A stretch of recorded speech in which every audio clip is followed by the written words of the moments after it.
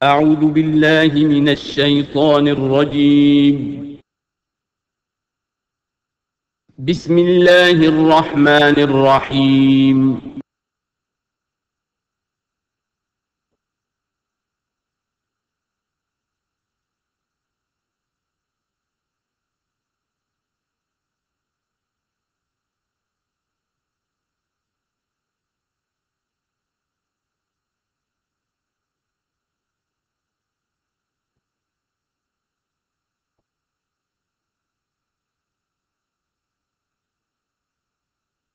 اعوذ باللہ من الشیطان الرجیم بسم اللہ الرحمن الرحیم یوم نطوی السماء کطی السجل للکتب کما بدأنا اول خلق نعیدہ وعدا علینا انا کنا فاعلین صدق اللہ العظیم۔ سورہ انبیاء کی جو یہ آخری آیات ہیں ان میں بعض بہت اہم مضامین آئے ہیں۔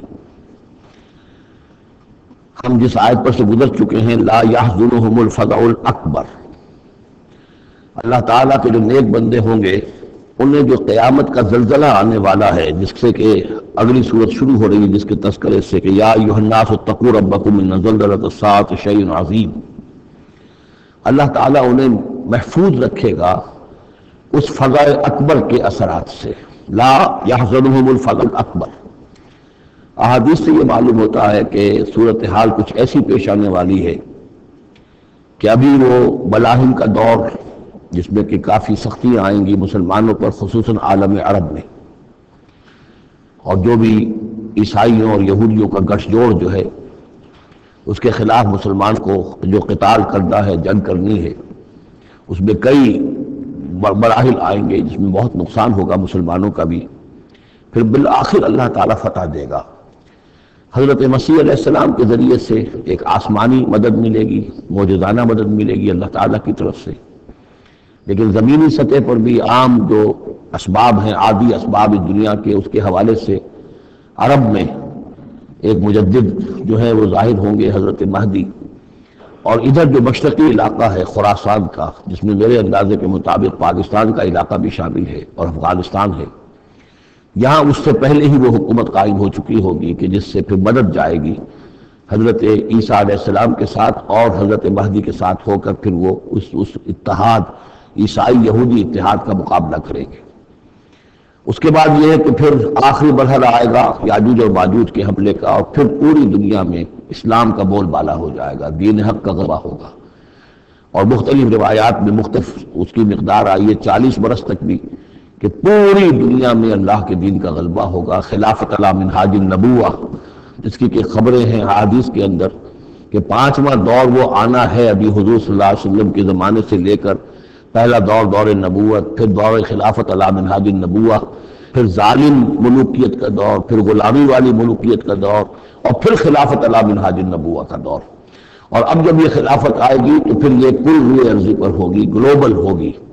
لا يبقى على ظهر الارض بيت وبر ولا بدر الا ادخله الله كلمة الاسلام، کوئی گھر اور خیمہ ایسا نہیں رہے گا دنیا میں پورے روئے ارضی پر جس میں کلمہ اسلام داخل نہ ہو جائے۔ اور یہ جو فرمایا حضور نے کہ ان اللہ زوالی الارض، اللہ نے میرے لیے زمین کو لپیٹ کر اور سکیڑ کر مجھے پوری زمین دکھا دی، فرائیت مشارقہا و مغاربہا، میں نے زمین کے سارے مشرق دیکھ لیے، سارے مغرب دیکھ لیے۔ وَإِنَّ أُمَّتِي سَيَبْلُغُ مُلْكُهَا مَا زُوِّيَ لِي مِنْهَا، میری امت کی حکومت ان تمام علاقوں پر قائم ہو کر رہے گی جو مجھے زمین کو سکیڑ کر دکھا دیے گئے۔ تو یہ ایک دور آنا ہے، اس میں کسی شک و شبے کی گنجائش نہیں ہے۔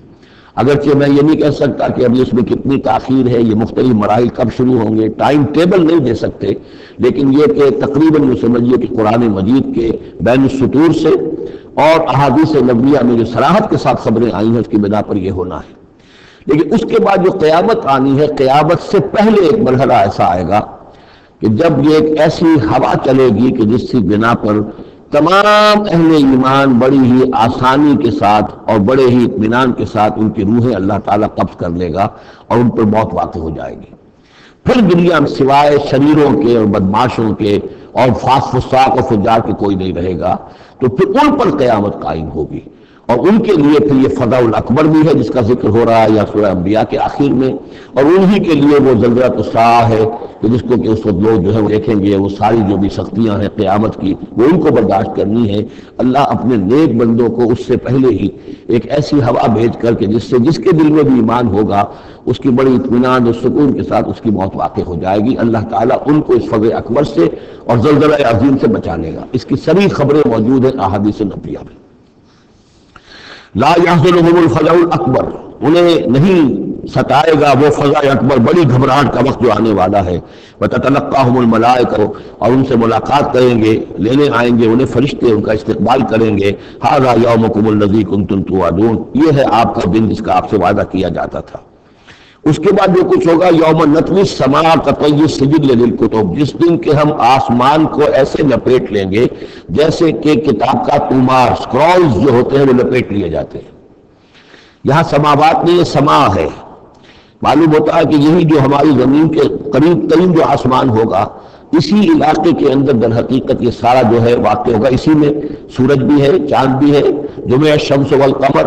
اسی کے اندر یہ جو بھی کرے ہیں یہ ٹکرائیں گے۔ یہ سارا جو زلزلۃ الساعۃ شیء عظیم جو ہے یہ اسی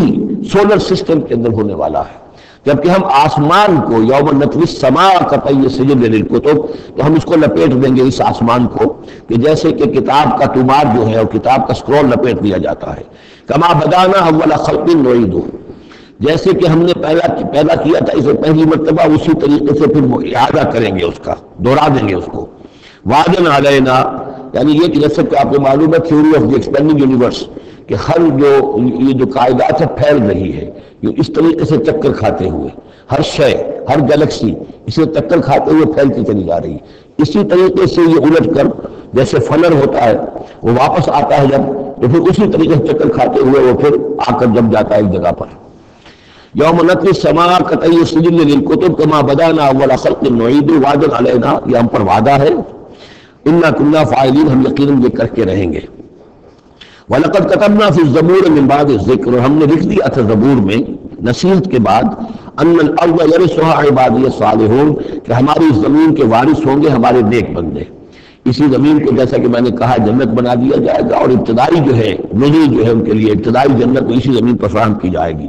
یہ زمین جو ہے اس کے وارث ہوں گے ہمارے نیک بندے۔ اس میں دونوں اشارے ہو سکتے ہیں، قیامت سے قبل اللہ کے نیک بندوں کی حکومت پوری زمین پر قائم ہو جائے گی، تو زمین کے وارث ہو جائیں گے اللہ کے نیک بندے۔ اور دوسرے یہ کہ آخرت کی زمین مراد ہو تو ظاہر بات ہے اس جنت کے تو ظاہر بات ہے وارث اللہ کے نیک بندے ہیں ہی۔ دونوں امکانات اس آیت میں موجود ہیں۔ ان فی ھذا لبلاغا لقوم عابدین، یقیناً اس میں پہنچا دینا ہے، بات کو پہنچا دینا ہے ان لوگوں کے لیے کہ جو اللہ کے بندے ہیں، اللہ کی بندگی کرنا چاہتے ہیں، اللہ کی عبادت پر کاربند رہنا چاہتے ہیں۔ وما ارسلناک الا رحمۃ للعالمین، اور نبی ہم نے نہیں بھیجا ہے آپ کو مگر تمام جہان والوں کے لیے رحمت بنا کر۔ آپ صرف عرب کے لیے نہیں بھیجے گئے تھے، اگر عرب کے لیے بھیجے گئے ہوتے تو آپ کا جو مقصد بعثت تھا وہ مکمل ہو گیا، وہ تو جزیرہ نما عرب میں دین کا بول بالا ہو گیا۔ هو الذی ارسل رسولہ بالہدی ودین الحق لیظہرہ علی الدین کلہ، تو وہ تو ہو گیا، جزیرہ نما عرب کے اندر اللہ کا دین جو ہے اس کا بول بالا ہو گیا تھا۔ آپ بھیجے گئے تمام جہان والوں کے لیے، لہذا آپ کے بعثت کا مقصد اسی وقت مکمل ہوگا جب کل روئے عرضی پر آپ کا لایا ہوا دین غالب ہو جائے، تب جا کر، جس کو اقبال نے کہا ہے کہ وقت فرصت ہے کہاں، کام ابھی باقی ہے، نور توحید کا اتمام ابھی باقی ہے۔ تو وہ اتمام جو ہے ایک اعتبار سے تو ہو گیا تھا، جزیرہ نما عرب کی حد تک اتمام ہو گیا،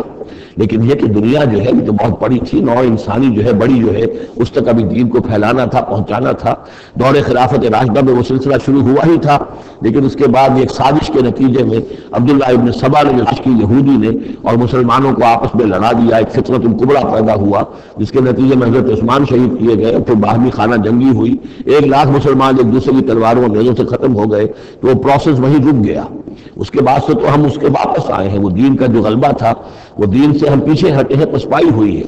لیکن یہ کہ دنیا ختم نہیں ہو سکتی جب تک کہ محمد رسول اللہ صلی اللہ علیہ وسلم کا مقصد بعثت بتمام و کمال پورا نہ ہو۔ اور مقصد بعثت آپ کا ہے اظہار دین الحق، اللہ کے دین کا غلبہ، اور اللہ کے دین کا غلبہ چونکہ آپ پوری نوع انسانی کے لیے بھیجے گئے ہیں، لہذا کل عالم انسانی پر اس کا ہونا لازم ہے۔ یہ گویا کہ صغریٰ کبریٰ قرآن سے ثابت ہے، لیکن اس کی صراحت کے ساتھ خبریں احادیث میں ہیں۔ وما ارسلناک الا رحمۃ للعالمین قل انما یوحی الی انما الہکم الہ واحد، نبی ان سے کہہ دیجئے یہ بات میری طرف وحی کی جا رہی ہے کہ تمہارا الہ بس ایک ہی الہ ہے، فہل انتم مسلمون، تو اب تم اس کی فرما برداری اختیار کرتے ہو یا نہیں؟ فإن تولوا، پھر اے نبی اگر یہ منہ موڑ لے، پیٹھ دکھا دے، فقل آذنتکم علی سواء، تو کہہ دیجئے میں نے تمہارے کان کھول دیے ہیں، میں نے اللہ کا پیغام تمہیں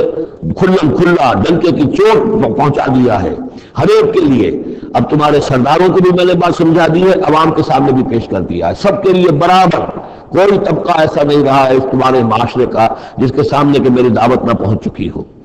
اب آذنتکم علی سواء، سب کو یکساں میں نے سنا دیا، پہنچا دیا، اللہ کی تبلیغ کا حق ادا کر دیا۔ ان ادری اقریب ام بعید ما توعدون، یہ میں نہیں جانتا کہ جس چیز کا تم سے وعدہ کیا جا رہا ہے، جس چیز کی دھمکی دی جا رہی ہے، جو عذاب آنے والا ہے، وہ قریب ہے یا دور ہے۔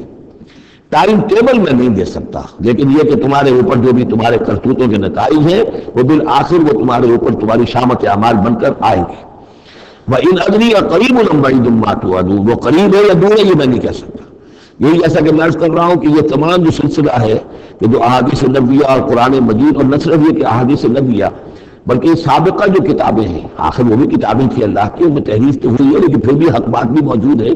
اس میں بھی جو پیشن گوئیاں موجود ہیں۔ چنانچہ آپ دیکھتے ہیں کہ اس وقت دنیا میں ہر اعتبار سے یہ جو چند سال اب رہ گئے ہیں اس صدی کے، 1999 اور 1998 بیچ میں شامل ہے، پھر یہ کہ اس صدی کے اختتام پر اور پھر اگلی صدی کے شروع ہونے کے بارے میں نوسٹریڈیمس کی پیشن گوئیاں،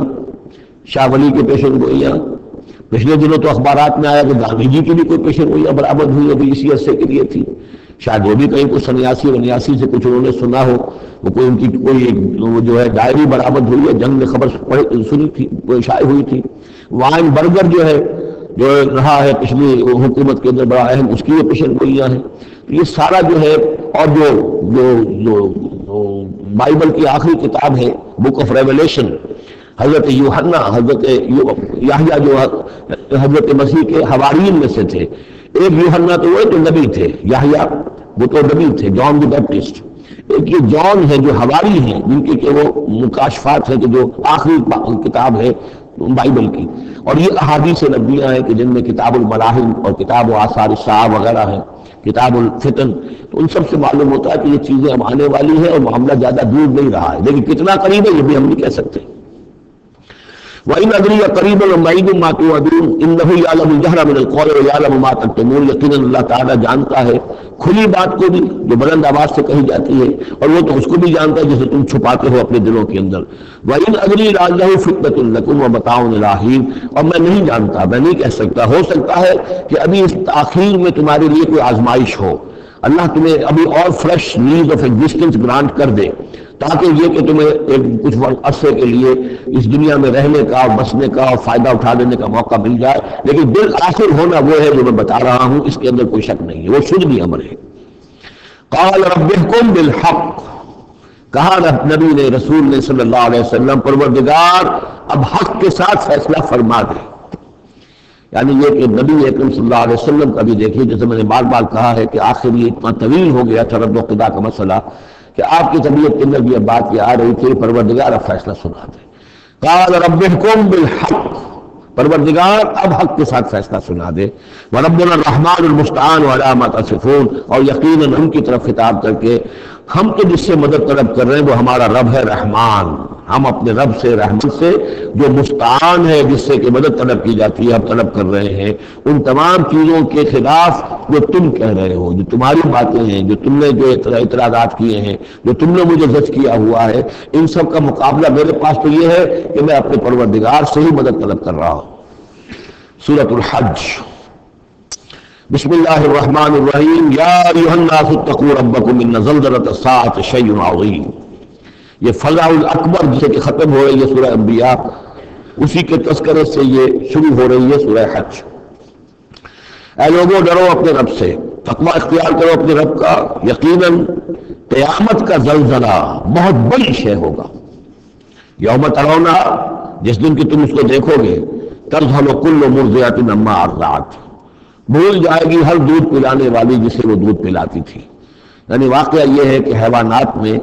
جو بھی دودھ پلانے والا کوئی جانور بھی ہو تو اسے بھی اپنے بچوں کے ساتھ جو انس ہوتا ہے، اور خاص طور پر انسانوں میں پھر ماں کی محبت اور شفقت اور ممتا جو ہے وہ اپنی جان دینے کو تیار ہوتی ہے، اپنے بچے کی آنکھ نہیں آنے دیتی۔ لیکن وہ سخت ایسا دن ہوگا، ایسی سختی ہوگی کہ دودھ پلانے والیاں اپنے پیتے بچوں کو بھول جائیں گی۔ وَتَضَعُ كُلُّ ذَاتِ حَمْلٍ حَمْلَهَا، اور دہشت کا عالم یہ ہوگا کہ ہر حاملہ کا حمل گر جائے گا۔ وَتَرَى النَّاسَ سُكَارَىٰ، تم دیکھو گے لوگوں کو کہ جیسے نشے میں ہیں، اس طرح کی کیفیت ان پر طاری ہوگی، ایسے بے سدھ سے نظر آئیں گے جیسے کہ گویا کہ نشے میں، وَمَا هُمْ بِسُكَارَىٰ، حالانکہ وہ کسی نشے میں نہیں ہے، وَلَٰكِنَّ عَذَابَ اللَّهِ شَدِيدٌ، بلکہ اللہ کا عذاب بہت سخت ہے، اللہ کی طرف سے بڑی سخت یہ گھڑی آنے والی ہے جس سے کہ اللہ تعالیٰ اپنے مومن صادق بندوں کو بچا لے گا، جس کی صحت ہے حدیث کے اندر۔ وَمِنَ النَّاسِ مَن يُجَادِلُ فِي اللَّهِ بِغَيْرِ عِلْمٍ، لوگوں میں سے ایسے بھی ہیں جو اللہ کے بارے میں جھگڑتے ہیں، اللہ کی آیات کے بارے میں جھگڑتے ہیں، قرآن مجید کے احکام کے بارے میں جھگڑتے ہیں، جبکہ حال یہ بغیر علم، نہ ان کے پاس کوئی علم ہے، وَيَتَّبِعُ كُلَّ شَيْطَانٍ مَرِيدٍ، اور وہ پیروی کر رہے ہوتے، صاف نظر آتا ہے کہ ہر سرکش شیطان کی پیروی کر رہے ہیں، پیروی کر رہے ہیں۔ ان کے عمل کو دیکھو تو مغرب کی نقالی کر رہے ہیں، ان کی ہر ایک چیز کی جو ہے انہوں نے اپنی زندگی میں اختیار کی ہوئی ہے، پورا جو ہے مغربی ان کے اوپر تہذیب کا غلبہ ہے، ساری اقدار، لیکن باتیں بڑھائیں گے قرآن کی طرف سے اور حدیث کی طرف سے، اور انکار حدیث ہے اور فلاں یہ ہے، اور قرآن کا تو نتیجہ یہ نکلتا ہے وہ نہیں نکلتا ہے، اور یہ اجتہاد کیا جانا چاہیے، اور قرآن مجید جو ہے یہ تو اب کتاب جو ہے موسیدہ ہو گئی ہے۔ یہ باتیں بھی کہی گئی ہیں کہ کوئی ایسا بھی ہمارا جو نظام ہونا چاہیے اجتہاد کا جو قرآن مجید کو بھی اوور رول کر سکے۔ یہ باقاعدہ رائے موجود ہے کہ قرآن مجید میں بھی سبھی احکام آئے ہیں، وہ بھی خاص قوم کے لیے، خاص وقت کے لیے تھے، یہ ہمیشہ کے لیے نہیں ہے۔ تو بڑے بڑے دانشور، بڑے بڑے جو اسکالرز ہیں، بڑی بڑی ڈگریاں ان کے پاس ہیں، میکگل سے لے کر آئے ڈگریاں۔ ڈاکٹر فضل الرحمان صاحب آئے تھے تو میکگل سے ڈگری لے کر آئے تھے، جنہوں نے جو وحی کے بارے میں کہا تھا کہ یہ حضور کا بھی کلام کہا جا سکتا ہے، اس کو اللہ کا بھی کلام کہا جا سکتا ہے، باقی فرشتے کی کوئی حیثیت نہیں ہے۔ یہ ساری باتیں ڈاکٹر فضل الرحمان کہنے والے تھے۔ میکگل سے انہوں نے یہودیوں سے آ کر ڈگریاں حاصل کی تھی انہوں نے، اور انہوں نے جو بھی بہت سے اور بہت دانشور بہت سے موجود ہیں اس دنیا میں کہ جو ویسے سمجھے جاتے ہیں کہ بہت وہ اسلامی اسکالرز ہیں، ٹاپ کے اسکالرز ہیں۔ وائٹ ہاؤس میں بھی انہیں طلب کیا جاتا ہے۔ یہ جو سید حسین نصر ہے، ایرانی ایک ہے، اب وہ رہ گئے ہیں جن کا ڈنکا بج رہا ہے زیادہ، ورنہ پہلے یہ ہے کہ یہ دو تھے، سید حسین نصر بھی تھے اور ڈاکٹر فضل الرحمان بھی تھے پاکستان کے۔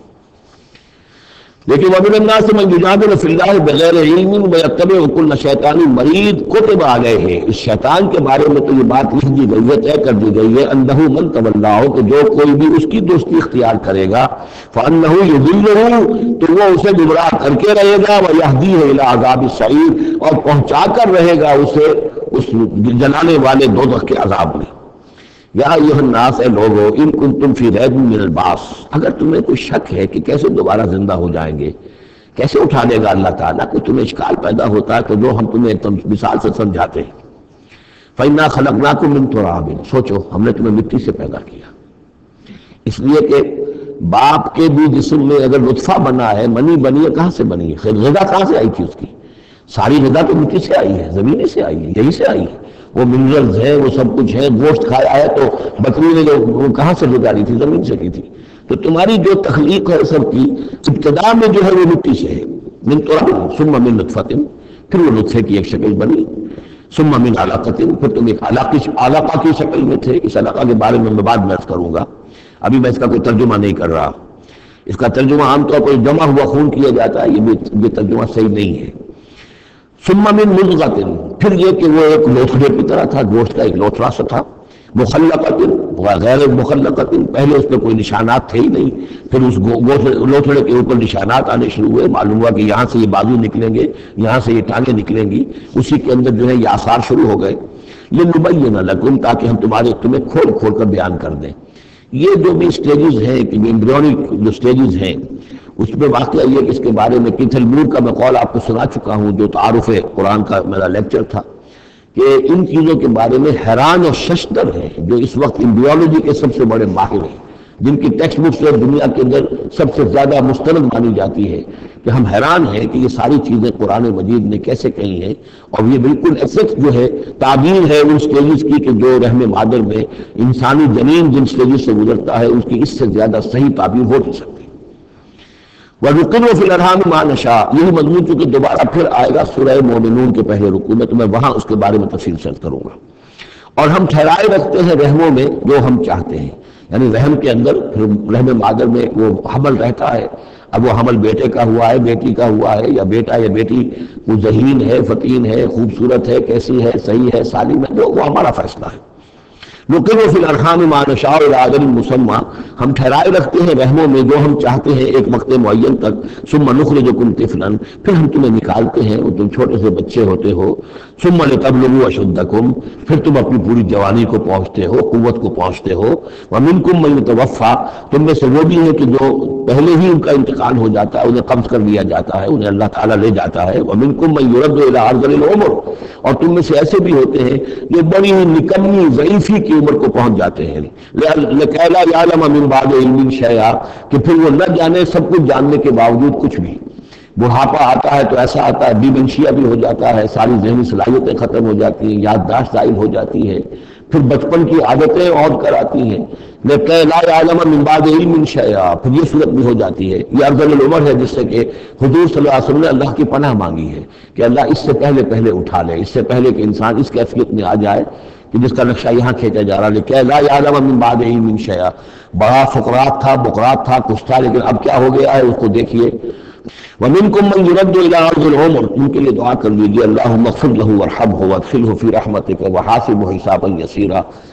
ان سے بہت بڑی خطا ہوئی ہے، رجل کی سزا کے بارے میں میں سورہ نور میں عرض کروں گا، لیکن اللہ تعالیٰ تمام خطاؤں کو معاف فرمانے والا ہے۔ اللہم اغفر لہ وارحمہ وادخلہ فی رحمتک وحاسبہ حسابا یسیرا۔ اللہم نور مرقدہ واکرم منزلہ والحقہ بعبادک الصالحین، آمین یا رب العالمین۔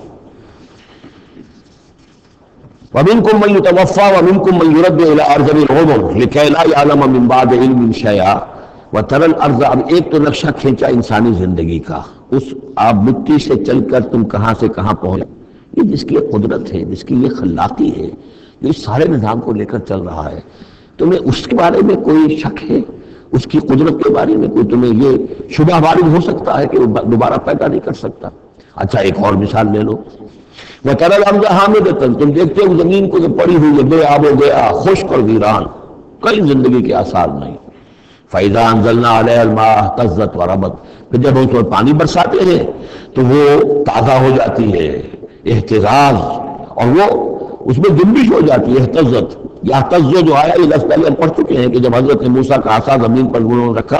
تو وہ تو اب ہلنے لگا، حرکت کرنے لگا جیسے کہ سانپ حرکت کرتا ہے، تو زمین میں بھی حرکت پیدا ہو جاتی ہے، اس لیے کہ اب جو کونپلیں نکل رہی ہیں وہ حرکت کر رہی ہیں، وہ ادھر ادھر جو ہے پہلے زمین پڑی ہوئی تھی ساکت بے آب و گیا، خشک، لیکن اس کے بعد اہتزت، اس کے اندر ایک حرکت پیدا ہوتی ہے، وہ ربط، وہ ابھرتی ہے، گویا کہ جیسے وہ گھاس یا سبزہ اوپر اٹھ رہا ہے، اور جیسے کہ فصل گویا کہ زمین اٹھ رہی ہے، وہ اٹھتی ہے، ابھرتی ہے، وَأَنبَتَتْ مِن كُلِّ زَوْجٍ بَهِيجٍ، اور ہر طرح کی قسم کی تازہ چیزیں جو ہیں وہ اگا دیتی ہے زمین۔ تو ذرا سوچو، زمین مردہ تھی، اللہ نے زندہ کر دیا۔ تمہارا اپنا معاملہ یہ ہے کہ مٹی سے لے کر اور تمہارے ایک انسان پورے بننے تک، یہ پھر کیسے شک کرتے ہو؟ تمہیں اللہ تعالیٰ کی قدرت میں بھی کوئی شک نہیں ہونا چاہیے۔ یہ تمہاری زندگی کا سائیکل چل رہا ہے اور یہ نباتاتی سائیکل چل رہا ہے ساتھ کے ساتھ، یہ چند مہینے کا ہوتا ہے، یہ تمہارا جو ہے یہ 60 70 80 برس کا ہے، اس کے علاوہ کوئی فرق نہیں۔ ذالک بأن اللہ هو الحق، یہ اس لیے ہے کہ اللہ تعالیٰ الحق ہے، اس کے حق ہونے میں، برحق ہونے میں کسی شک و شبے کی گنجائش نہیں۔ ورنہ یہی موتا، اور یہ کہ وہ مردہ کو زندہ کرتا ہے، مردہ کو زندہ کرے گا، زمین تمہارے سامنے مردہ پڑی ہوتی ہے، زندہ ہو جاتی ہے۔ وَأَنَّهُ عَلَىٰ كُلِّ شَيْءٍ قَدِيرٌ، اور یہ کہ وہ تو ہر چیز پر قادر ہے۔ وَأَنَّ السَّاعَةَ آتِيَةٌ، اور یہ کہ قیامت آ کر رہنی ہے، لا ریب فیہا، اس میں کسی شک و شبے کی گنجائش نہیں۔ وَأَنَّ اللَّهَ يَبْعَثُ مَن فِي الْقُبُورِ، اور یقیناً اللہ تعالیٰ اٹھائے گا ان کو جو قبروں کے اندر ہے۔ بعث بعد الموت ہو کر رہے گا۔ وَمِنَ النَّاسِ مَن يُجَادِلُ فِي اللَّهِ بِغَيْرِ عِلْمٍ وَلَا هُدًى وَلَا كِتَابٍ مُنِيرٍ، اور لوگوں میں سے کچھ ایسے بھی ہیں جو اللہ کے بارے میں، اللہ کی باتوں کے بارے میں، اللہ کی صفات کے بارے میں، ذات خداوندی کے بارے میں جھگڑتے ہیں، بحثیں کرتے ہیں، نزاع کرتے ہیں، نہ ان کے پاس علم ہے، بغیر علم ولا ہدن، نہ کوئی ہدایت ہے، ولا کتاب منیر، نہ کوئی روشن کتاب ہے جس سے وہ رہنمائی لے رہے ہوں۔ ثانی عطفی، وہ اپنی گردن کروٹ اپنی موڑ کر چل دیتا ہے،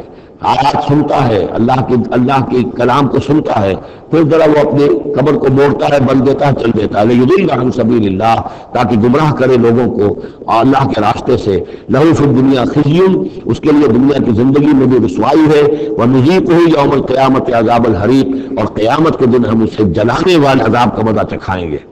ذالک بما قدمت یداک، اور یہ سب کچھ ہے تیرے اپنے دونوں ہاتھوں کے کرتوتوں کی وجہ سے، جو بھیجا ہے تیرے دونوں ہاتھوں نے، بما قدمت یداک،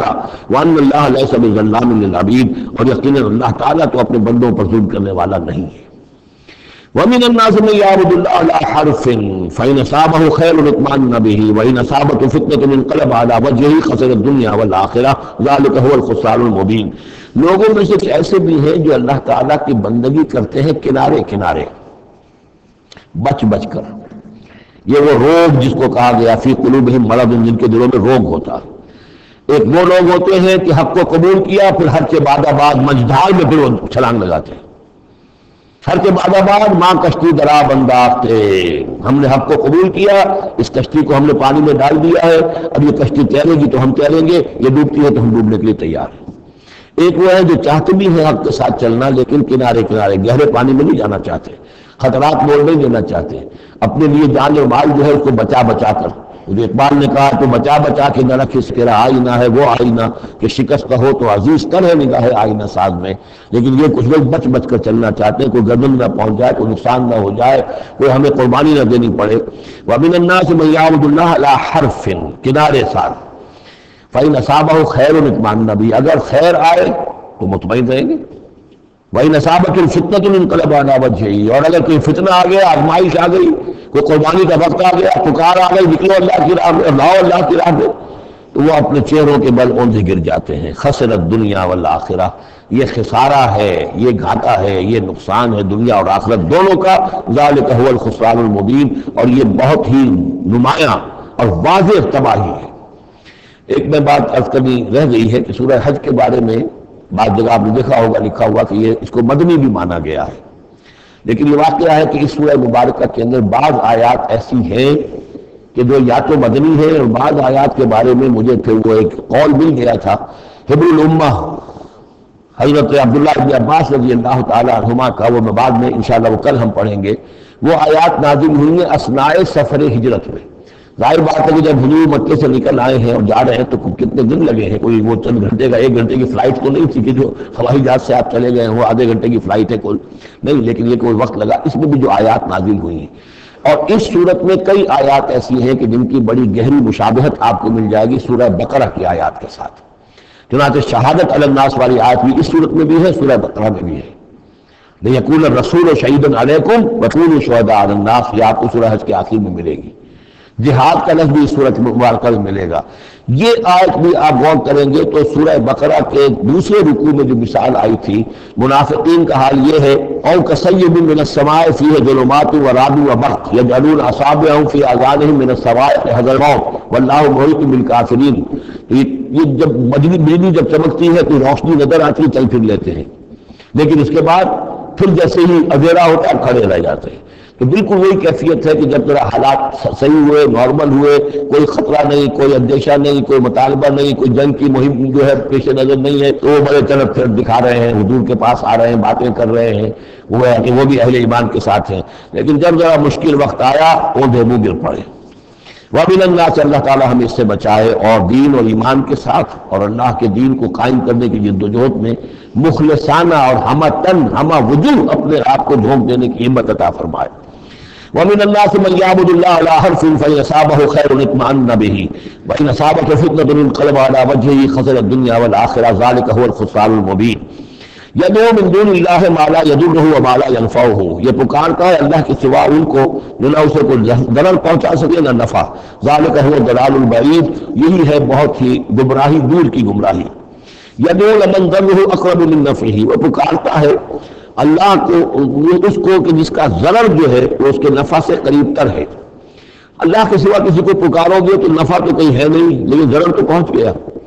لبیس المولا و لبیس العشیر، بہت ہی برا ہے وہ دوست اور بہت ہی برا ہے رفیق۔ ان اللہ يدخل الذین آمنوا وعملوا الصالحات جنات تجری من تحتها الانہار، یقیناً اللہ تعالیٰ داخل کرے گا ان لوگوں کو جو ایمان لائے، جنہوں نے نیک عمل کیے، ان باغات کو جن کے دامن میں ندیاں بہتی ہوں گی۔ ان اللہ یفعل ما یرید، یقیناً اللہ تعالیٰ کرتا ہے جو چاہتا ہے، جس چیز کا ارادہ کرتا ہے وہ کر گزرتا ہے، فعال لما یرید ہے۔ من کان یظن ان لن ینصرہ اللہ فی الدنیا والآخرۃ فلیمدد بسبب من السماء ثم لیقطع فلینظر ہل یذهبن کیدہ ما یغیظ۔ یہ آیت مشکلات القرآن میں سے ہے، بہت سے مختلف انداز میں اس کی تعبیرات کی گئی ہیں، لیکن میرا دل ٹھکا ہے اسی تعبیر پر کہ جو موضح القرآن میں شاہ عبد القادر دہلوی رحمۃ اللہ علیہ نے کی ہے، اور میں اسی کو وضاحت کے ساتھ پیش کر رہا ہوں۔ جو شخص دین کے لیے خدمت کر رہا ہو، دین کے لیے لگا ہوا ہو کام کے اندر، داعی ہے یا اس کسی داعی کے ساتھ ہے،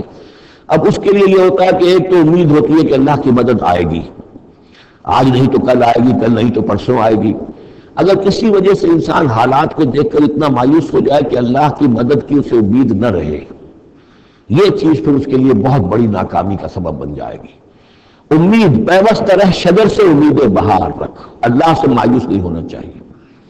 نہ لا تقنطوا من رحمت اللہ، ٹھیک ہے دیر ہو جائے کوئی حرج نہیں، لیکن یہ کہ یہ اللہ کی مدد آئے گی، اللہ جو ہے نصرت فرمائے گا، اللہ تعالیٰ ہماری مدد کرے گا۔ والذین جاہدوا فینا لنہدینہم سبلنا، جو لوگ ہماری راہ میں محنت کریں گے، جدوجہد کریں گے، ہم لازماً انہیں اپنے راستے دکھائیں گے۔ یہ اللہ کا پختہ وعدہ ہے، ان وعدوں پر یقین رکھنا چاہیے۔ لا انک لا تخلف المیعاد، اے اللہ ہمیں یہ اندیشہ نہیں ہے کہ تو اپنا وعدہ پورا نہیں کرے گا، خلاف کرے گا، ہاں ہمیں اندیشہ ہوتا ہے کہ ہم تیرے وعدوں کے مصداق بن سکے یا نہیں، ان کا مصداق بننے کی شرائط پوری کر سکیں گے کہ نہیں۔ یہ کیفیت بندے کی رہنی چاہیے، اللہ تعالیٰ کی مدد سے اور اللہ تعالیٰ کی نصرت سے مایوس کبھی نہیں ہونا چاہیے۔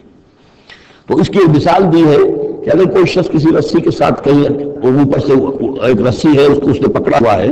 تو تب تک تو یہ کہ تھاما ہوا ہے، یہ اللہ تعالیٰ کے ساتھ ہے نا، حبل اللہ، یہ قرآن جو ہے القرآن حبل اللہ الممدود من السماء الی الارض۔ اسی طرح امید اللہ سے رکھنا، رجا رکھنا، یہ بھی گویا کہ ایک معنوی رسی ہے کہ جو اللہ تعالیٰ کے ساتھ ہمیں جوڑے ہوئے ہیں۔ جب تک یہ رسی رہے گی ہمیں سہارا رہے گا، جب یہ رسی کاٹ دیں گے ہم، وہ امید منقطع کر دیں گے، تو سوائے اس کے کیا ہوگا کہ زمین پر رودے منہ گر جائیں گے۔ من کان یظن ان لن ینصرہ اللہ فی الدنیا والآخرہ، جس شخص کا یہ گمان ہو جائے کہ اللہ ہرگز مدد نہیں کرے گا اس کی دنیا میں اور نہ آخرت میں، فلیمدد بسمد من السماء، اسے چاہیے کہ ذرا ایک رسی آسمان کی طرف تانے، ثم لیقطع، پھر کاٹ دے، اسے توڑ دے، فلینظر هل یذهبن کیدہ ما یغیظ، پھر دیکھے کہ اس سے اس کا جو غصہ ہے اندر کا، اس میں جو مایوسی کی آگ جل رہی ہے، اس میں کوئی کمی ہوئی۔ جب تک وہ رسی ہے کچھ نہ کچھ امید تو رہے گی، تو اس امید جو ہے اللہ پر اور اللہ کی نصرت اور اللہ کے وعدوں پر جو یقین ہے اس کو برقرار رکھو، یہ تمہیں سہارا دے گی۔ وَكَذَلِكَ أَنزَلْنَاهُ آيَاتٍ بَيِّنَاتٍ، اسی طرح ہم نے اتارا ہے اس قرآن کو روشن اور کھلی باتوں کی شکل میں۔ وَأَنَّ اللَّهَ يَهْدِي مَن يُرِيدُ، اور اللہ تعالیٰ ہدایت دیتا ہے جس کو چاہتا ہے، یا اللہ تعالیٰ ہدایت دیتا ہے جو چاہتا ہے کہ اس کو ہدایت ملے۔ ان الذین آمنوا والذین ہادوا والصابئین والنصارى، یقیناً وہ لوگ جو مسلمان ہیں، ایمان لائے ہیں محمد پر صلی اللہ علیہ وسلم، والذین ہادوا، اور جو یہودی ہوئے، والصابئین، اور جو صابی ہیں، والنصارى، اور جو یہ عیسائی ہیں، والمجوس، اور مجوس ہیں ایرانی، والذین اشرکوا، اور جن لوگوں نے شرک کی روش اختیار کی، ان اللہ یفصل بینہم یوم القیامہ، یقیناً اللہ فیصلہ کرے گا ان کے مابین قیامت کے دن۔ ان اللہ علی کل شیء شہید، یقیناً اللہ تعالیٰ ہر چیز پر خود گواہ ہے، ہر چیز اس کے سامنے نگاہوں میں موجود ہے۔ الم تر ان اللہ یسجد له من فی السماوات ومن فی الارض، یہ آیت بڑی عجیب ہے اس اعتبار سے کہ اس میں آپ تصور کریں گے تو اوپر سے نیچے کی طرف آ رہا ہے کیا تم نے دیکھا نہیں اللہ کے سامنے سربسجود ہے ہر وہ شے جو آسمان میں ہے اور وہ سب وہ چیزیں جو زمین میں ہے، وہ تمام مخلوقات جو آسمان میں ہے اور وہ تمام مخلوقات جو زمین میں ہے، والشمس ہو اور سورج بھی سربسجود ہے، والقمر ہو اور چاند بھی، والنجوم ہو اور تارے بھی، پھر نیچے اتریے والجبال ہو اور پہاڑ، زمین پر سب سے اونچی چیزیں پہاڑ ہیں، والشجر ہو اور درخت، والدواب اور یہ تمام جو بھی چوپائے چل رہے ہیں زمین کے اوپر حیوانات، وَكَثِيرٌ مِّنَ النَّاسِ اور لوگوں میں سے بھی بہت سے، لوگوں میں سے تفریق ہے کہ کچھ باغی ہو گئے ہیں، باقی تو یہ ساری مخلوقات اللہ کے قانون کی پابند ہیں، قانون و تقدیری کے اندر ہے، یہ اللہ کی بندگی کر رہی ہیں، یہ سجدے میں ہے، ہر شے اللہ کے سامنے سربسجود ہے۔ ہاں انسانوں کے اندر بغاوت بھی ہے، انسانوں میں سے کچھ لوگ وہ ہیں کہ جنہوں نے سورج کو پوجنا شروع کر دیا، سورج اللہ کو پوج رہا ہے اور وہ سورج کو پوج رہے ہیں، چاند کو پوجنا شروع کر دیا، درختوں کو پوجنا شروع کر دیا، جانوروں کو پوجنا شروع کر دیا، یہاں تک کہ آزاد تناسل کو پوجنا شروع کر دیا۔ ہندوؤں کے اندر تو یہ بھی ہے، یہ پوجا ہوتی ہے۔ تو یہ ہے ان لوگوں کی گراوٹ۔ انسانوں میں سے اللہ تعالیٰ جس کو ہدایت دے دیتا ہے، معرفت حاصل ہو جاتی ہے، پھر وہ اسی کے سامنے سربسجود ہوتے ہیں۔ وَكَثِيرٌ حَقَّ عَلَيْهِ الْعَذَابُ لیکن بہت سے ایسے ہیں کہ جو عذاب الہی کے مستحق ہو جاتے ہیں۔ وَمَن يُهِنِ اللَّهُ فَمَا لَهُ مِن مُكْرِمٍ اور جنہیں اللہ تعالیٰ ہی رسوا کر دے، ذلیل کر دے، اب اس کو عزت دینے والا کوئی نہیں ہے۔ جنہوں نے اپنے آپ کو ذلیل کیا، مخلوقات کے سامنے جھک گئے، انہوں نے ان کو اپنا معبود بنا لیا، جبکہ اللہ تعالیٰ کے سامنے سب کی ساری مخلوقات جو ہے وہ تو اللہ کی بندگی میں ہے، اور اللہ نے تو اسے بنایا تھا اور خلیفۃ اللہ فی الارض، اسے مقام یہ عطا کیا تھا، مسجود ملائک بنایا تھا۔ اب جو اپنی اس تمام عظمت سے خود ہی مستعفی ہو گیا اور وہ مخلوقات کے سامنے جھکا ہے، فما لہ من مکرم تو پھر اسے اب اس کا اکرام کرنے والا اور اسے عزت دینے والا کوئی نہیں۔ ان اللہ یفعل ما یشاء یقیناً اللہ کرتا ہے جو چاہتا ہے۔ آیت سجدہ ہے، سجدہ کر دیجیے۔ ھذان خصمان اختصموا فی ربہم یہ دو گروہ ہیں ایک دوسرے کے مقابل میں جو اپنے رب کے بارے میں جھگڑ رہے ہیں۔ ایک وہ ہے جو ایمان لے آئے ہیں، اب جیسا کہ میں نے عرض کیا یہ صورت ہے مکی، لیکن اس میں کچھ آیات شامل ہیں، یہ بھی ہو سکتا ہے کہ مدنی ہو، یہ بھی ہو سکتا ہے کہ اثناء سفر ہجرت میں نازل ہوئی، لیکن بحیثیت مجموع یہ ہے تقریباً آخری دور کی، آخری زمانے کی صورت۔ ھذان خصمان اب ظاہر بات ہے مکے میں دو گروہ بالکل نمایاں ہو چکے تھے، ایک وہ جو حضور پر ایمان لائے اور ایک وہ کہ جو اڑے ہوئے۔ اختصموا فی ربہم اپنے رب کے بارے میں جھگڑ پڑے ہیں۔ فالذین کفروا تو جو اللہ سے کفر کر رہے ہیں، انکار کر رہے ہیں، قطعت لہم ثیاب من نار ان کے کپڑے کاٹے جائیں گے، بنائے جائیں گے، جیسے درزی جو ہے پہلے وہ کترتا بیوتتا ہے پھر سیتا ہے، تو ان کے لیے جو بنائے جائیں گے کپڑے وہ آگ کے ہوں گے۔ قطعت لہم ثیاب من نار بیوتے جائیں گے، قطع کیے جائیں گے ان کے لیے کپڑے آگ کے۔ یصب من فوق رؤوسہم الحمیم ان کے سروں کے اوپر کھولتے ہوئے پانی کے تریڑے دیے جائیں گے۔ یسحر بہ ما فی بطونہم الجلود جس سے کہ ان کی کھالیں بھی جھلس جائیں گی اور جو کچھ ان کے پیٹوں کے اندر ہوگا وہ بھی جھلس جائے گا۔ وَلَهُمْ مَقَامِعُ مِنْ حَدِيدٍ اور پھر ان کے لیے لوہے کے وہ ہتھوڑے ہوں گے کہ جو ان کے سروں پر پڑیں گے۔ كُلَّمَا أَرَادُوا أَن يَخْرُجُوا مِنْهَا جب بھی وہ چاہیں گے کہ وہاں سے نکل جائیں، من غم کے مارے، اُعِيدُوا فِيهَا انہیں پکڑ کر دوبارہ پھر اسی میں ڈال دیا جائے گا۔ وَذُوقُوا عَذَابَ الْحَرِيقِ اور چکھو مزہ اس جلانے والے عذاب کا۔ تم نے اللہ کا انکار کیا، تم نے محمد کی نفی کی، تم نے ان کو ماننے سے انکار کیا۔ اس کے برعکس ان اللہ یدخل الذین آمنوا وعملوا الصالحات یقیناً اللہ داخل کرے گا ان لوگوں کو جو ایمان لایا، جنہوں نے نیک عمل کیے، جنات تجری من تحتہا الانہار ان باغات میں جن کے نیچے ندیاں بہتی ہوں گی، یحلون فیہا من اساور من ذہب ولؤلؤا پہنائے جائیں گے انہیں کنگن سونے کے اور موتی، ولباسہم فیہا حریر اور ان کی پوشاک جو ہوگی وہاں پر ریشم کی ہوگی۔ دنیا میں ریشم مردوں پر حرام ہے، وہاں ریشم جو ہے اسی کا لباس ہوگا، باریک ریشم کے اوپر کا لباس اور گاڑھے ریشم کا جو ہے نیچے کا لباس ہوگا۔ وَهُدُوا إِلَى الطَّيِّبِ مِنَ الْقَوْلِ اور ان کو تو رہنمائی کر دی گئی ہے بہترین بات کی طرف۔ بہترین بات کیا ہے؟ کلمہ طیبہ لا الہ الا اللہ محمد رسول اللہ، یا سبحان اللہ والحمد للہ ولا الہ الا اللہ واللہ اکبر ولا حول ولا قوة الا باللہ۔ ہدوا الی الطیب من القول انہیں ہدایت دے دی گئی ہے من القول اچھی بات، بہترین کلمہ طیبہ کی۔ وہدوا الی صراط الحمید اور ان کو تو ہدایت دے دی گئی ہے سیدھی اور اللہ کی تعریفوں والے کے راستے کی طرف، کہ اب وہ سیدھے اس راستے پر بڑھتے ہوئے اللہ تعالیٰ کی رحمت میں فراح و ریحان و جنت النعیم کے اندر پہنچ جائیں گے۔ ان الذین کفروا یصدون عن سبیل اللہ، یقیناً وہ لوگ جنہوں نے کفر کیا اور روک رہے ہیں لوگوں کو اللہ کے راستے سے، والمسجد الحرام ہے، اور مسجد حرام سے روک رہے ہیں۔ اب مسلمان یہاں سے جانے پر مجبور ہیں، یہ جوار اس کے جوار بیت اللہ میں رہتے تھے، یہاں سے چھوڑ کر جانے پہ مجبور ہیں، بعد میں کتنے عرصے تک نہ وہ عمرہ کر سکے نہ حج کر سکے، تو جن کو آج مسجد حرام سے روک رہے ہیں، الذی جعلناہ للناس سواء العاقل فیہ والباد، اس گھر کو جو ابراہیم نے بنایا تھا، جس کو ہم نے تمام انسانوں کے لیے مساوی قرار دیا ہے، برابر ہے یہاں پر، چاہے یہاں کے رہنے والے مقیم ہو اور چاہے باہر سے آئیں۔ یہ اصطلاحات ہیں آفاقی اور مقیم۔ وہاں بیت اللہ میں، حرم میں کوئی فرق نہیں کیا جا سکتا حقوق میں۔ اب بھی میں سمجھتا ہوں کہ وہاں اس میں کوئی حرج شک نہیں ہے کہ حرم کے اندر کوئی فرق نہیں ہے، کوئی شخص باہر کا آ کر پہلے صف میں بیٹھ جائے، کوئی اسے زبردستی نہیں اٹھا سکے گا۔ یہ دوسری بات ہے کہ وہاں پہ شرطے وغیرہ جو ہیں ان کو رشوتیں دے کر لوگوں نے کو اپنی سیٹیں ریزرو کرا لی ہوتی ہیں، یا کبھی کوئی جو وی آئی پیز آنے والے ہوتے ہیں ان کے لیے وہ خالی کرتے ہیں، لیکن عام طور پر یہی ہے، آپ جس طرح چاہیں جا کر بیٹھ جائیں۔ کوئی یہ نہیں کہہ سکتا کہ میں یہاں کا رہنے والا ہوں، مکی ہوں میں، یہاں سے میں بیٹھوں گا تم یہاں سے اٹھو۔ سواء العاقل فیہ والباد، برابر ہے وہاں کے رہنے والے مقیم بھی اور وہ لوگ بھی کہ جو باہر سے آتے ہیں، آفاقی ہیں۔ وَمَن يُرِدْ فِيهِ بِإِلْحَادٍ بِظُلْمٍ، اور جو کوئی بھی اس میں بیت اللہ میں کوئی الحاد کی کوشش کرے گا، اللہ تعالیٰ کے سیدھے راستے سے ہٹانے کی لوگوں کو، اور اس میں کبھی پیدا کرنے کی کوشش کرے گا شرارت نفس کی بنا پر، نُذِقْهُ مِنْ عَذَابٍ أَلِيمٍ، اسے ہم مزہ چکھائیں گے دردناک عذاب کا۔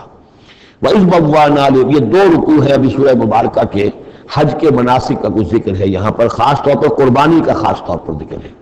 سورہ بقرہ کے دو رکوع 24واں 25واں، اس میں بھی حج کے مناسک آ چکے ہیں، لیکن وہاں پر اصل قربانی کا ذکر نہیں تھا۔ وہ تو صرف یہ ہے کہ وہ دم جو دینا پڑتا ہے اگر کسی وجہ سے سر منانا پڑ گیا ہے قبل از وقت، اور یا اسی طریقے سے تمتع اگر کیا ہے تو اس کا وہ دم شکر کا ہے وغیرہ وغیرہ۔ لیکن یہاں پر جو دو ہے، ایک قربانی اور ایک طواف، ان دو کا جو ہے ذکر ہو رہا ہے خاص طور پر یہاں۔ وَإِذْ بَوَّأْنَا لِإِبْرَاهِيمَ مَكَانَ الْبَيْتِ، اور جب ہم نے معین کر دی ابراہیم کے لیے اپنے گھر کی جگہ، بتا دی کہ یہ ہے وہ جگہ جس کے بارے میں میرا گمان یہ ہے کہ وہاں بنیادیں موجود تھی حضرت آدم علیہ السلام کی بنائی ہوئی، لیکن اوپر سے دیواریں سب کی سب گر چکی تھی اور سیلاب کی وجہ سے سارا وہاں کوئی آثار نہیں رہے تھے۔ اللہ تعالیٰ نے رہنمائی فرما کر ان کی نشاندہی کروا دی۔ اللہ تشرک بی شیئا، اور یہ حکم دے دیا گیا میرے ساتھ کسی شے کو شریک نہ کرنا، وطہر بیتیا، اور میرے اس گھر کو پاک رکھنا، للطائفین، طواف کرنے والوں کے لیے، والقائمین، اور قیام کرنے والوں کے لیے، کھڑے ہو کر نمازیں پڑھنے والوں کے لیے، والرکع السجود، اور رکوع کرنے والوں کے لیے اور سجود کرنے والوں کے لیے۔ یہ گویا کہ جیسے وہاں آیا تھا وَعَهِدْنَا إِلَىٰ إِبْرَاهِيمَ وَإِسْمَاعِيلَ أَن طَهِّرَا بَيْتِيَ لِلطَّائِفِينَ وَالْعَاكِفِينَ وَالرُّكَّعِ السُّجُودِ، تقریباً وہی یہاں پر آئی ہے، صرف یہ کہ عاکف کی بجائے یہاں قائمین کا لفظ آیا ہے۔ وَأَذِّن فِي النَّاسِ بِالْحَجِّ، اور اے ابراہیم اب پکارو لوگوں کو، اذان دو، پکارو حج کے لیے۔ اب کیسے پکارا ہوگا، کیسے آپ نے یہ پیغام پہنچایا ہوگا، کہاں سے اللہ تعالیٰ نے ان کی آواز کو، ان کی پکار کو کہاں کہاں پہنچایا ہوگا، یہ اللہ تعالیٰ کا معاملہ ہے۔ یا تو کا رجالاً، پکاریے لوگوں کو، حج کی دعوت دیجئے، آئیں گے وہ آپ کے پاس پیدل چل کر بھی، وَعَلَىٰ كُلِّ ضَامِرٍ، اور بڑی لاغر اونٹنیوں پر بھی، یعنی دور دور دور دراز سے آئیں گے تو سفر کی وجہ سے اونٹنیاں لاغر ہو چکی ہوں گی۔ یاتین من کل فج عمیق، جو یہاں پر پہنچیں گی وہ اونٹنیاں اور لوگ آئیں گے بڑی دور دراز کی راہوں سے، دور دراز کی، یہ فج کہتے ہیں پہاڑوں کے درمیان کے راستے کو، چونکہ یہ سارا پہاڑی علاقہ ہے تو نہ معلوم کہاں کہاں سے گہری وادیوں میں سے ہو کر لوگ جو ہے پہنچتے ہیں۔ لیشہدوا منافع لہم، تاکہ یہ آئیں حاضر ہوں ان جگہوں پر کہ جو ان کے لیے منفعت کی جگہیں ہیں۔ وَيَذْكُرُ اسْمَ اللَّهِ فِي أَيَّامٍ مَّعْلُومَاتٍ، اور اللہ کا نام لے معین دنوں کے اندر، یعنی قربانیاں دیں معین دنوں میں، 10ویں ذی الحجہ کی قربانی کا دن ہے، اس کے بعد جو ہے 11ویں کو بھی ہو سکتی ہے، 12ویں کو بھی ہو سکتی ہے، یا ایام معلومات ہیں۔ عَلَىٰ مَا رَزَقَهُم مِّن بَهِیمَةِ الْأَنْعَامِ، تو اللہ کا نام لے ذبح کرتے ہوئے، اللہ کا نام لے ان پر کہ جو ہم نے انہیں یہ چوپائے عطا کیے ہیں، مویشی دیے ہیں۔ فَكُلُوا مِنْهَا، تو ان کو ذبح کر کے ان کی قربانی دے کر اس میں سے خود بھی کھاؤ۔ وَأَطْعِمُوا الْبَائِسَ الْفَقِيرَ، اور جو برے حال میں ہو، فقیر محتاج جو بہت ہی خستہ حال ہے، اس کو بھی کھلاؤ۔ ثُمَّ لْيَقْضُوا تَفَثَّهُمْ، پھر یہ کرنے کے بعد پھر اپنے میل کچیل دور کرو، پھر احرام کھولنا ہوتا ہے، پھر یہ کہ وہ رمی ہوتی ہے، نہر ہوتا ہے، حلق ہوتا ہے، اور پھر طواف۔ چار یہ الفاظ جو ہیں یہ 10ویں تاریخ کے ہیں، 4 افعال، رمی اور نہر، پھر جا کر قربانی دینا،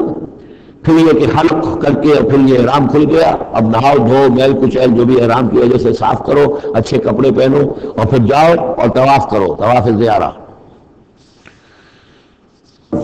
ثم لیقضوا تفثهم، پھر چاہیے کہ وہ دور کریں اپنے میل کچیل، ولیوفوا نذورهم، اور جو بھی نذریں مانی ہوئی ہوں ان کو پورا کریں، ولیطوفوا بالبیت العتیق، اور اب جا کر اس قدیم گھر کا طواف کریں۔ ذالک، یہ سن چکے، ومن يعظم حرمات اللہ فهو خیر له عند ربه، اور جو کوئی اللہ تعالیٰ کی حرمتوں کی تعظیم کرے، یہ بیت اللہ الحرام ہے یا اشہر حرم ہے، یہ ساری چیزیں جو اللہ تعالیٰ کی حرمتیں ہیں، حرمات اللہ ہیں، اللہ نے جس جس چیز کو کہ محترم قرار دیا ہے۔ سورہ مائدہ میں ہم پڑھ چکے ہیں، وہ جانور کے جو خدی کے جانور ہیں وہ بھی محترم ہیں، جن کے گھروں میں گردنوں میں پٹے ڈال دیے گئے ہیں، معلوم ہے کہ یہ ہدیم بالغ الکعبہ جانے والے ہیں، وہ بھی محترم ہیں۔ عام مین البیت الحرام جو ہیں، جو لوگ حاجی جا رہے ہیں، ان کی بھی حرمت ہے۔ تو جو بھی من یعظم حرمات اللہ، جو کوئی بھی اللہ تعالیٰ کی حرام کی ہوئی شے، محترم ٹھہرائی ہوئی چیزوں کی تعظیم کرے گا، فہو خیر لہ عند ربہ، تو وہ اسی کے لیے بہتر ہوگا، اس کا جو ثواب اسے ملے گا اپنے رب کے پاس۔ وَأُحِلَّتْ لَكُمُ الْأَنْعَامُ إِلَّا مَا يُتْلَىٰ عَلَيْكُمْ، اور حلال کر دیے گئے تمہارے لیے سارے چوپائے سوائے اس کے جو تم کو سنا دیا گیا ہے، یعنی یہ کہ خنزیر کا معاملہ ہے، اس کو حرام کر دیا گیا ہے، باقی بکری ہے، بھیڑ ہے، گائے ہے، بیل ہے، اونٹ ہے، سب کو اللہ کی راہ میں اس کی قربانی ہو سکتی ہے۔ فَاجْتَنِبُوا الرِّجْسَ مِنَ الْأَوْثَانِ، تو پھر تم بچو، ان بتوں کی گندگی سے بچو۔ یہ ہے اصل میں بچنا جو ہے وہ سب سے پہلے شرک، اور وہاں پر سب سے بڑا شرک جو ہے وہ بت پرستی کا ہو رہا تھا۔ وَاجْتَنِبُوا قَوْلَ الزُّورِ، اسی طریقے سے جھوٹ کہنے سے، جھوٹ بات سے بھی بچو۔ حنفاء للہ، یکسو ہو جاؤ اللہ کی طرف، یکسو اسی کے بندے بن جاؤ، غیر مشرکین بہ، اس حال میں کہ اس کے ساتھ کسی بھی اعتبار سے شرک نہ ہو، کسی پہلو سے، کسی اعتبار سے، ذات میں، صفات میں، حقوق میں، اختیارات میں، کہیں بھی کوئی شرک کا شائبہ نہ آنے پائے۔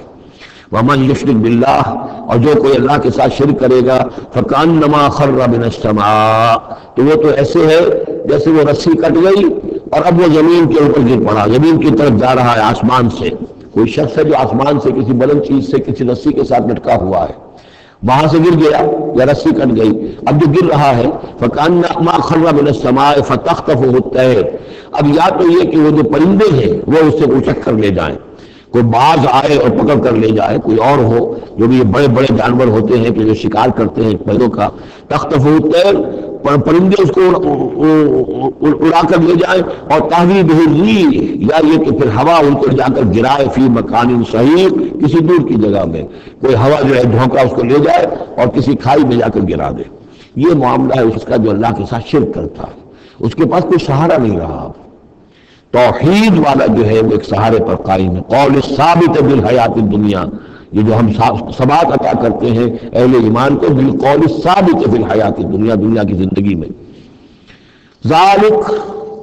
یہ تم نے سن لیا، یہ احکام تم نے سن لیے۔ ومن یعظم شعائر اللہ، پھر سن لو، جو اللہ کے شاعر کی تعظیم کرے گا، فإنہا من تقوی القلوب، تو یقیناً یہ دلوں کے تقوی کی بات ہے۔ ان تمام چیزوں کی ہم پڑھ چکے ہیں سورہ بقرہ میں، ان الصفا والمروۃ من شعائر اللہ،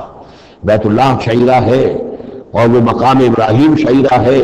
صفا اور مروہ جو ہے شعیرہ ہے۔ شعیر وہ چیز ہے کہ جس سے اللہ تعالیٰ کی بندگی کا شعور پیدا ہو، ان کے ساتھ وہ چیزیں وابستہ ہیں، وہ تاریخ ان کی ہے کہ جس کے حوالے سے پھر یہ کہ اللہ تعالیٰ کا شعور جو ہے انسان کے اندر پیدا ہوتا ہے، اس کی ذات کا، صفات کا۔ لکم فیہا منافع الی اجل مسمى، یہ جو جانور ہیں اس کی قربانی کے، تمہارے لیے ان میں نفع ہے ایک اجل مسمى تک، یعنی یہ نہیں ہے کہ قربانی کا جانور ہے تو اس کے اوپر سواری نہیں کر سکتے، سواری کر سکتے ہو۔ قربانی کا جانور ہے تو اس کا دودھ پی سکتے ہو، اگر وہ گائے ہے درمیان میں اگر کوئی دودھ ہے یا بکری ہے لے کے جا رہے ہو تو اس کا دودھ پی سکتے ہو۔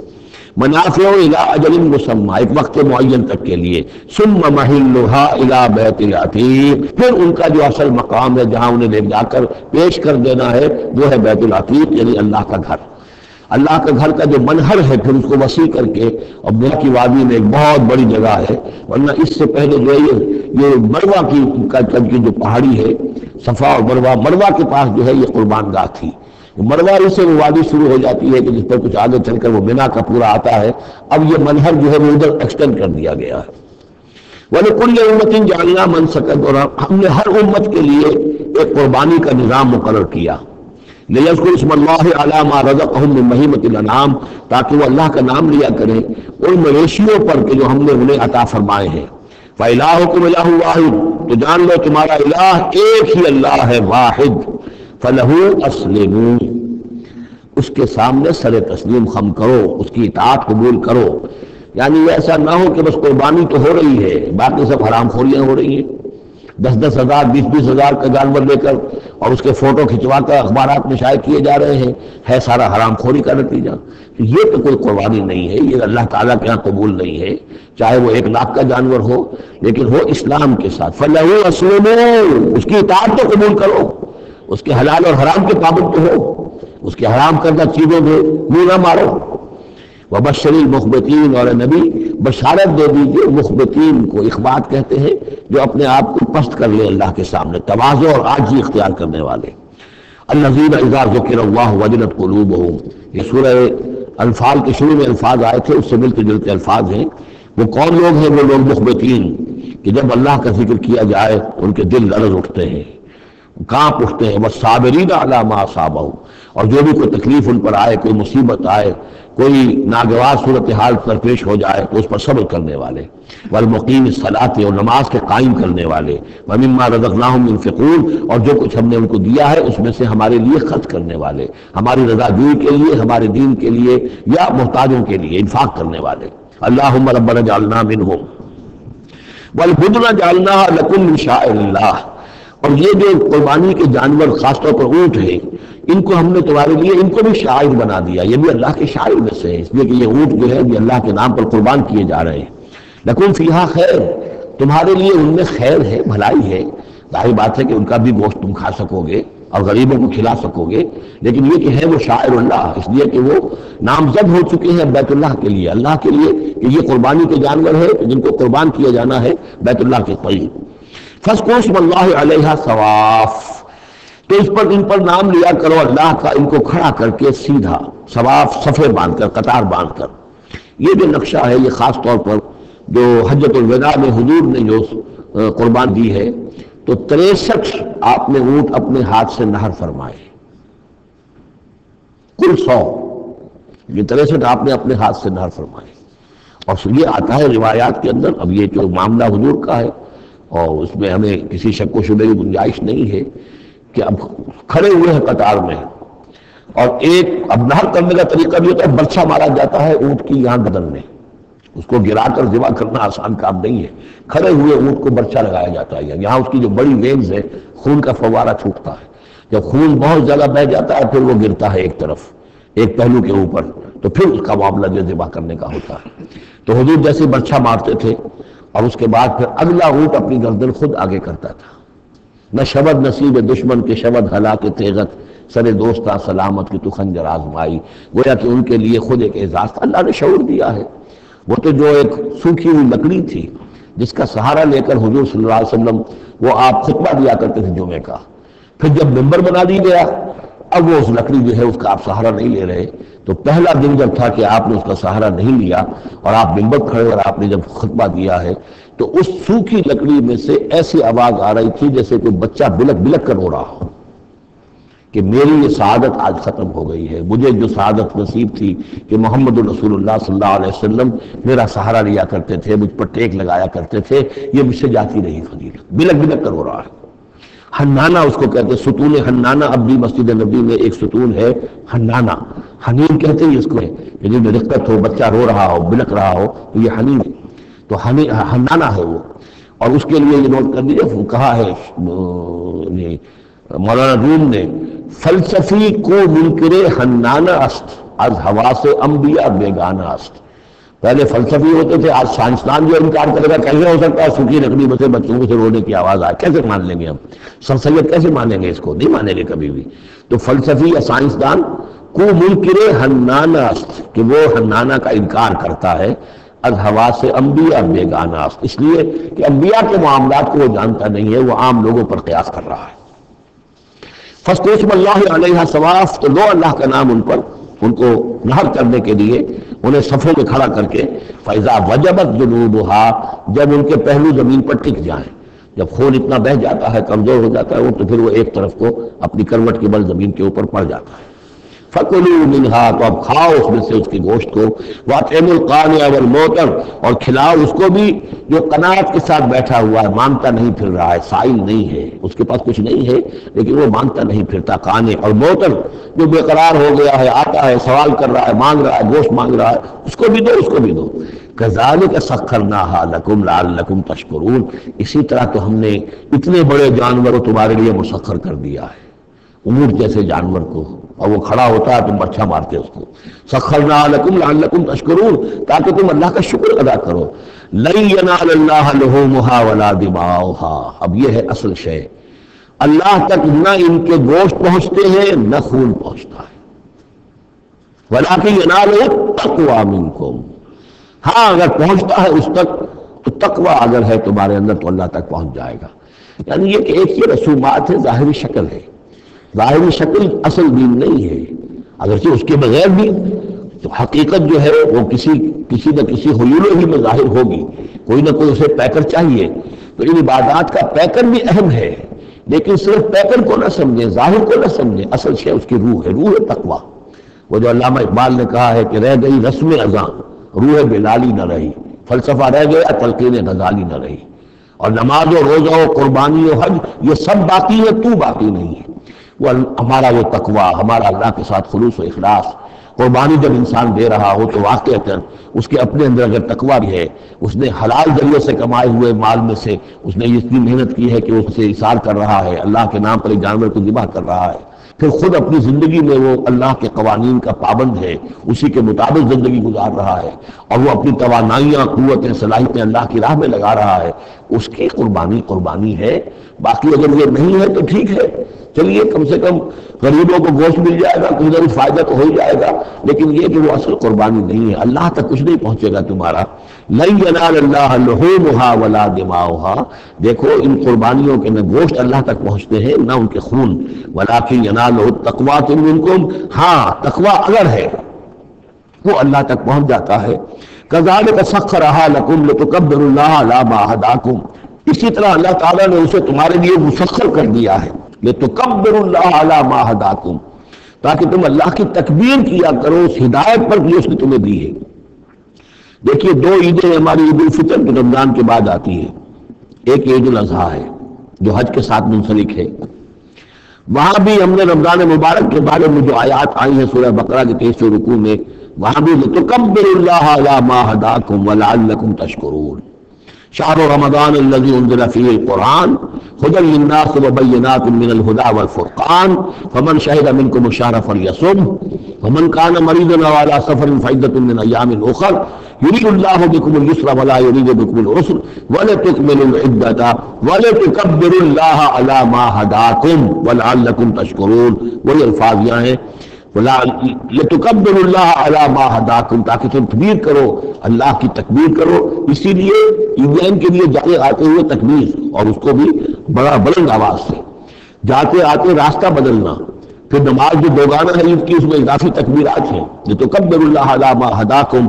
ولعلکم تشکرون پر تو وہ آیت ختم ہوئی ہے، وبشر المحسنین، اور اے نبی ان لوگوں کو آپ بشارت دے دیجئے جو اسلام اور ایمان اور تقوی کی منزلیں طے کرتے ہوئے درجہ احسان تک پہنچنے کی کوشش کرتے ہیں اور پہنچ جاتے ہیں۔ اللہم ربنا اجعلنا منہم، اللہم ربنا اجعلنا منہم۔ بارک اللہ لی ولکم فی القرآن العظیم ونفعنی وإیاکم بالآیات والذکر الحکیم۔